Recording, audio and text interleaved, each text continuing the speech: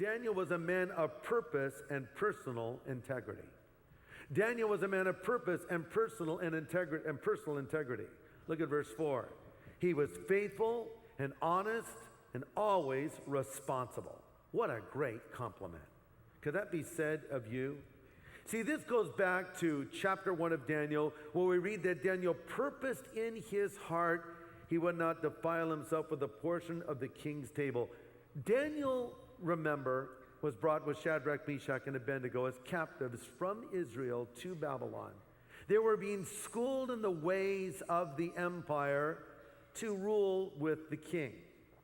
And one of the things that they were offered was a seat at the king's table, which meant that you would eat the finest food of the time, which would have been quite extravagant compared to the rather ordinary fare of the average Israeli who was a captive in Babylon.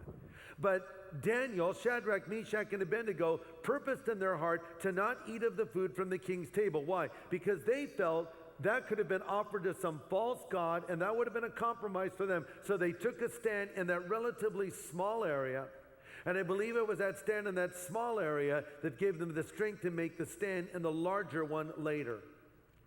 I don't think if Daniel and Shadrach, Meshach, and Abednego stood in this area, they could have stood in the big challenges that came. For Shadrach, Meshach, and Abednego, it was a fiery furnace. For Daniel, it was a den of lions. And that's why we all need purpose. And we need to have direction in life. Otherwise, you can end up throwing your life away. It's been said, if you aim at nothing, you're bound to hit it. And a lot of people aim at nothing. I mean, all you have to do is just open up the newspaper or look at one of these magazines, and you look at all of these young girls and guys who just seem to spend their life going clubbing.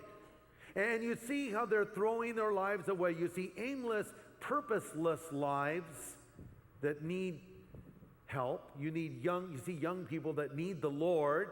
And you see people today that just throw a life completely away. Some men die by shrapnel. Some go down in flames. But most men perish inch by inch, playing little games.